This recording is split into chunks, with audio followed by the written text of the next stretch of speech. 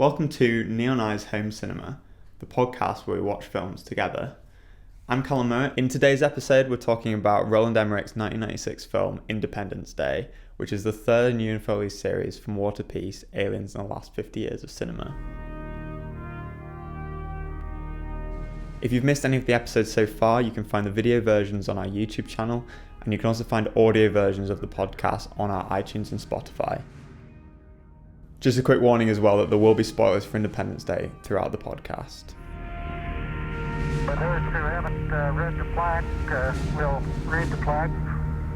Dear men from the planet Earth, first set foot upon the moon, July 1969. It came in peace for all mankind.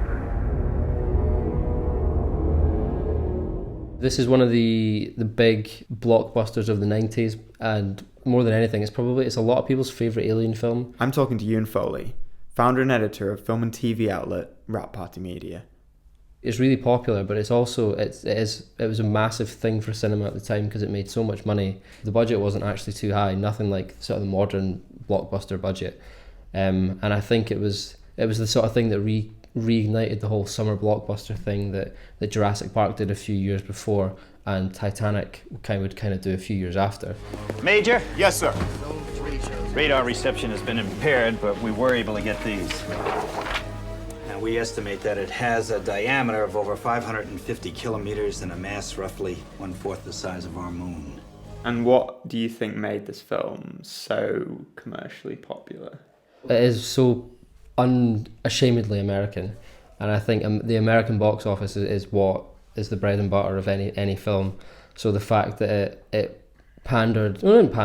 did so much for an American audience. It was all, it was, of course they saved the day, but it's, there's hardship, there's the whole cross section of America, there's all the landmarks and that, like the White House and Empire State and all these things that not only Americans can appreciate, but people all over the world appreciate and associate with America.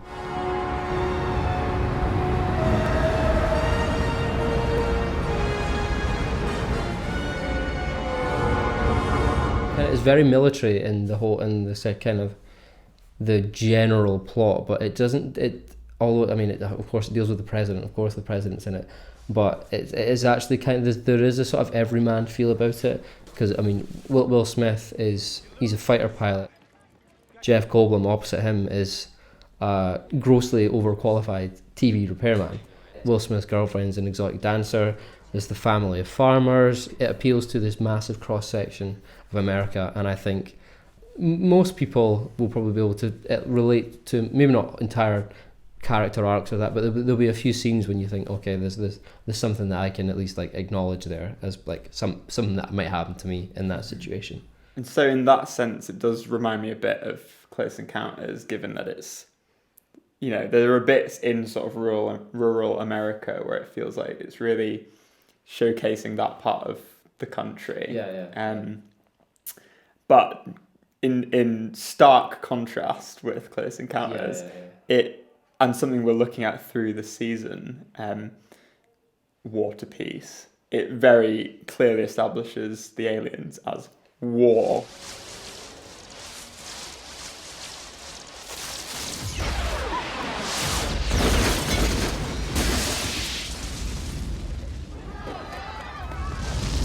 There isn't really any other route for that this film takes. So that's all it is. And I think as soon as you see these ships sort of looming over the major cities and kind of things, it's not.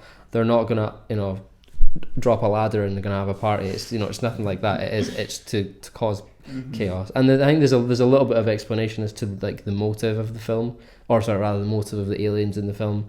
But I think people that queued around the block to see this on 4th of July don't really care about why the aliens are invading Earth. They care that we're going to beat the aliens, and they want to know how. I know there is much we can learn from each other if we can negotiate a truce.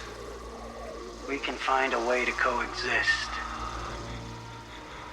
Can there be a peace between us?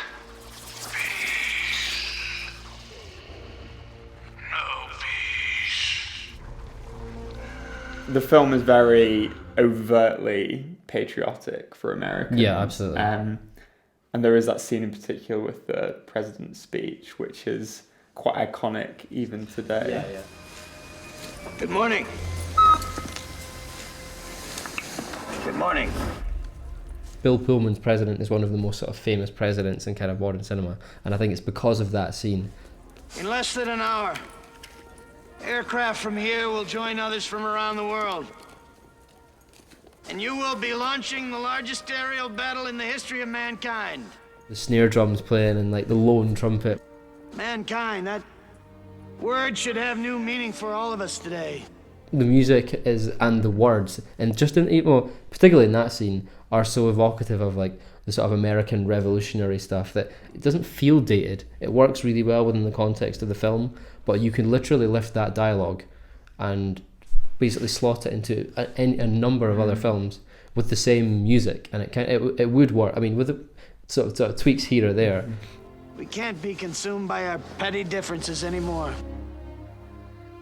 We will be united in our common interest.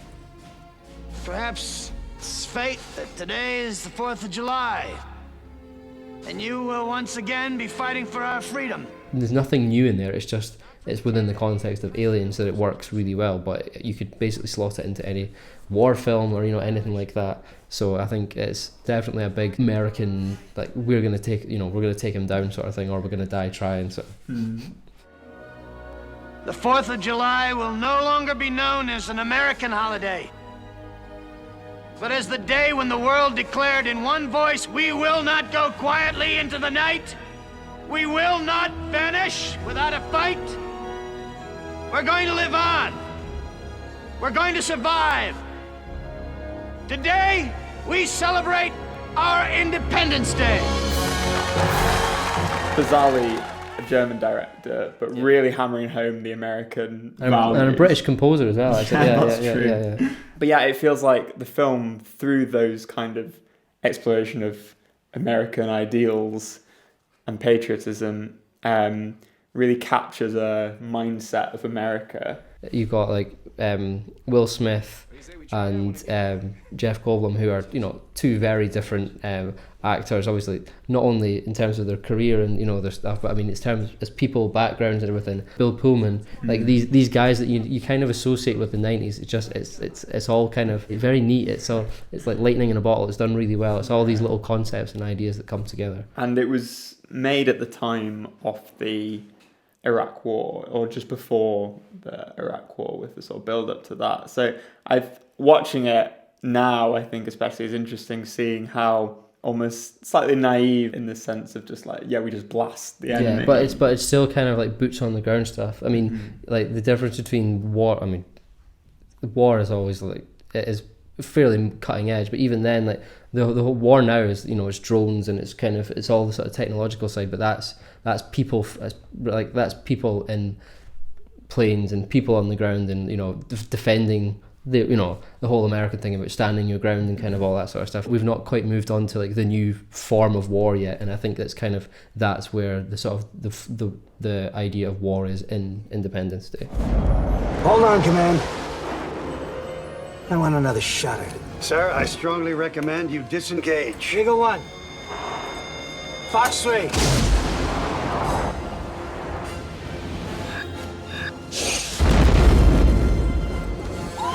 Direct hit! That's a hit. Squadron leaders, fire at will, fire at will, fire at will. I think it's fair to say the aliens aren't particularly fleshed out. No. But I think you were right to say earlier that is largely because the audience that it's shooting for doesn't really care. No, they don't. No. They just want to see. They want to see them dead. Yeah. Yeah, I want to see Will Smith punching aliens. Yeah. Well, exactly. Yeah. So there is that scene where he punches the aliens. This. Ah! That's right! That's right! Get up! Get up! That's what you get! Look at you! Ship all banged up! Who's the man? Huh? Who's the man? Wait till I get another plane! I'm lining all your friends up right beside you! Where you at, huh? Huh? Where you at? Ah!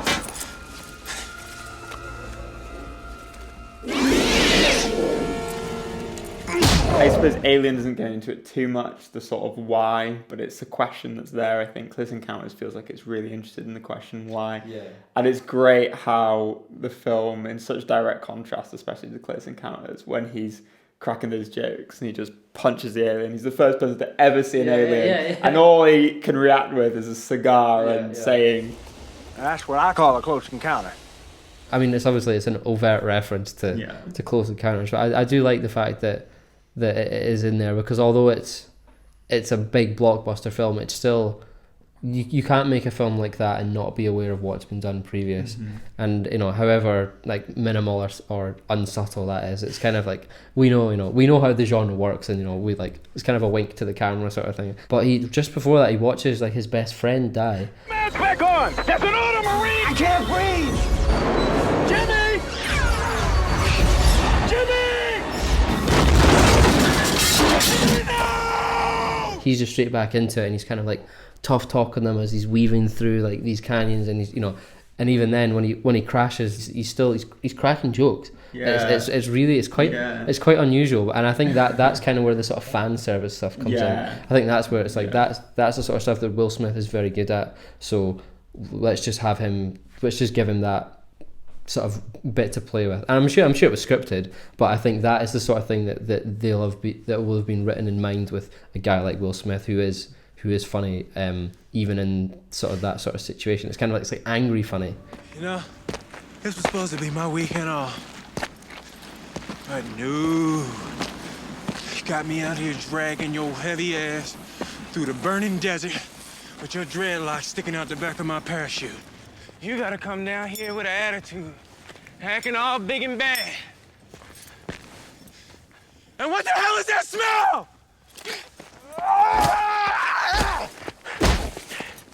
I could have been at a barbecue! In 2019, what is the sort of legacy of Independence Day, do you think? It is definitely like a big favourite. Certainly, I'm sure among many people, it's like they're probably their favourite Alien film. I think it's not like a sort of Michael Bay, totally just laser blast blowing stuff up. There is a little bit of heart to it. There's a bit of like tenderness in it, which isn't necessarily what you'd expect from the poster and all like the the marketing, all that sort of stuff would suggest. It was enough to merit a sequel, I guess, in 2016. And I think it's a part of a planned trilogy. I don't know quite what the situation is for part 3. Spacing it out. I mean, I don't think the second one made nearly as much money as the first one, really. Which I guess like that's enough to kill anything. It's definitely an American favourite, but I think it's fairly popular kind of the world over, just because it's about America versus aliens. It's not about America versus the Russians or America versus China, where you would instinctively pick a side, which might not necessarily be America.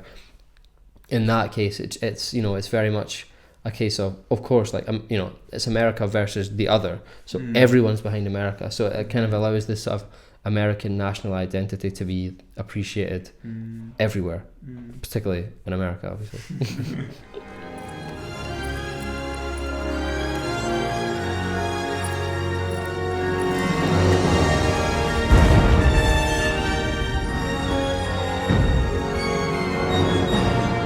Happy 4th of July, Daddy. Same to you, Munchkin. That's all we have for today. Thank you again for watching. If you have enjoyed today's podcast, remember that you can find out more about Independence Day and all the other films in Euan's series on our website, neoneye.co.uk. And if you want to keep updated on the podcast, you can follow us on Facebook, Instagram and Twitter. And there is also an audio-only version of the podcast on iTunes and Spotify. Links to all of that in the description. Next week, we're talking about Contact by Robert Zemeckis, so we look forward to seeing you again then. Thank you. Didn't I promise you fireworks? Yeah.